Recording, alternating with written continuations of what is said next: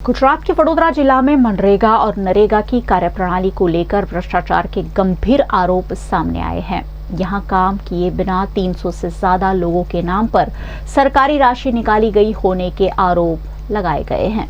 वडोदरा के सावली के रानीपुरा गांव में मनरेगा और नरेगा के तहत हुए काम अब सवालों के घेरे में है। जागरूक नागरिकों का दावा है कि कई ऐसे लोगों के नाम पर मजदूरी की राशि निकाली गई जिन्होंने वास्तव में काम ही नहीं किया। आरोप है कि 300 से ज्यादा लोगों के नाम पर बिना काम किए भुगतान कर दिया गया है। वहीं कुछ जॉब कार्ड में लाभार्थियों के नाम सही होने के बावजूद फोटो किसी दूसरे व्यक्ति के लगाए जाने का भी दावा किया जाता है। अगर जांच में ये आरोप सही पाए जाते हैं तो मनरेगा की पहचान, हाजिरी और भुगतान व्यवस्था पर गंभीर सवाल खड़े हो सकते हैं। मनरेगाમાં કામ કર્યું નથી અને તે બિનકાયદેસરનું જોબ કાર્ડ બનાવી અને મારું જે બેંક ઓફ બરોડાનું જે ખાતું છે તે 4/1/2019 હતું તે પહેલાંનું આગળનું બધું ફ્રોડ કરેલું છે એ બધું આ ખોટો જોબ કાર્ડ બનાવી અને પૈસા ઉપાડેલા છે। જોબ કાર્ડ ઉપર હાલમાં કોનો ફોટો છે? હાલમાં જોબ કાર્ડ ઉપર ફોટો બીજા ભાઈનો લગાવેલો છે કોઈનો। એમાં 60,000 રૂપિયા જેવો એ થયેલું છે। કેટલા વર્ષથી આવું પૈસા ઉપાડવામાં આવી રહ્યું છે? હવે આગળ 7-8 વર્ષથી જેવું હશે આગળ। लाभार्थियों की ओर से भी मामले में अनियमितता के आरोप लगाए गए हैं। उनका कहना है कि जिन लोगों ने काम नहीं किया उनके नाम पर भी मजदूरी की राशि निकाले जाने की जानकारी सामने आई है। जॉब कार्ड में मारू कई मैं कामकाज कर्યું नहीं पण आ मारू नाम ने आ पैसा आया मारा नामना एमां मारो फोटो भी नहीं અને મને જ્યાં બહેનો છે ટોટલ કંઈક 60,000 રૂપિયા જેવું છે। मामले में जॉब कार्ड में फोटो बदलने के आरोप भी सामने आए हैं। आरोप है कि रिकॉर्ड में नाम किसी लाभार्थी का है जबकि फोटो किसी अन्य व्यक्ति का लगाया गया है। आ फोटो तो मारो છે जॉब कार्ड में पण હું નોકરી કરું છું પણ મને ખબર જ નહીં કે આ કે પૈસા ઉપડી જાય। 8 વર્ષથી 60,000 હું નોકરી કરું છું। इसके अलावा मनरेगा के काम में मजदूरों की जगह मशीनरी के इस्तेमाल का आरोप भी लगा है।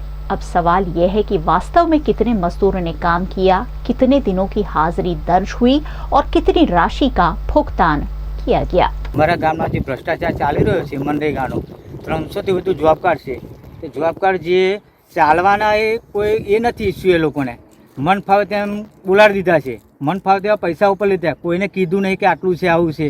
અને અમારા ગામમાં એટલો ભ્રષ્ટાચાર છે કે આનો કોઈ સીમા નથી કે રાણીપુરા ગામમાં અત્યાર સુધી કોઈ રાણીપુરાના કોઈ જાગૃત નાગરિક નહોતા થયા। અમે થયા છે 6 એવા જાગૃત નાગરિક કે આ લોકો ભ્રષ્ટાચાર કરી રહ્યા છે। જોબ કાર્ડમાં શું ભ્રષ્ટાચાર કર્યું છે? એ લોકોએ આ જે પાવડા લઈને ઊભા રાખ્યા છે અને ફોટા પાડીને ખોટા પૈસા સરકારશ્રીના વસૂલાઈ લીધા છે। મારી માગણી છે કે સરકારશ્રીને જે આ પૈસા લીધા છે એ પરત મળે અને અમારી એવી માગણી છે કે એ લોકોને કાયદેસરની કાર્યવાહી એ લોકો ઉપર થવી જોઈએ। સરકારશ્રીને અમારી નમ્ર વિનંતી છે, અમારા ગામ વતી અમે નાગરિકો એવું કહેવા માંગીએ છીએ कि आ लोगों ने सजा थवी જોઈએ। रानीपुरा के तालाब के काम को लेकर भी गंभीर आरोप लगाए गए हैं। दावा है कि तालाब की करीब 60 फीट तक खुदाई हुई और खुदाई से निकली मिट्टी के निस्तारण को लेकर भी सवाल है।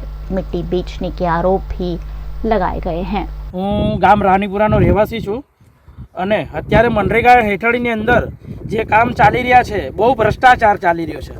અત્યારે અમારા ગામ રાનીપુરાની અંદર જે અમારો રસ્તો નાદિયા तरफ જવાનો છે એ મનરેગાની અંદર જે રસ્તો અત્યારે બની રહ્યો અત્યારે એ લોકોએ માટી મેટલ કરીને જે બોલાડ્યો છે એટલે જોબ કાર્ડ પ્રમાણે એ લોકોએ જે મશીન વર્કથી કામ કરાયું છે અને જોબ કાર્ડ ખોટા ફ્રોડ બનાવ્યા છે। એકબીજાના ફોટા તે મતલબ મારું નામ જાતે પોતે મિતેશ કુમાર છે તો હું જાતે પોતે મારો ફોટો નથી બીજાનો ફોટો ચોંટાડેલો છે મારા જોબ કાર્ડ પર। એવા અનેક 300 થી વધુ જોબ કાર્ડ બધા ફ્રોડ બનાવેલા છે અને એક જોબ કાર્ડની રકમ આપણે અંદાજિત ગણીએ તો 20,000 એક વર્ષની 18,000 17,000 15,000 એવી નાખેલી છે। કેટલા વર્ષથી આવું થઈ રહ્યું છે? આ વર્ષ 7 વર્ષથી ચાલે છે સાહેબ। તો અંદાજિત કેટલા કરોડોનું કૌભાંડ ગણી શકાય? અત્યારે અંદાજે કરોડોની અંદર કૌભાંડ છે। पूरे मामले में कुल मिलाकर करीब 3 से 4 करोड़ रुपए की गड़बड़ी की आशंका जताई गई है। हालांकि इस रकम की कोई आधिकारिक पुष्टि नहीं हुई है। वास्तविक स्थिति MNREGA record, job card, muster roll, हाजिरी, बैंक भुगतान और मौके पर हुए काम की जांच के बाद ही स्पष्ट हो पाएगी।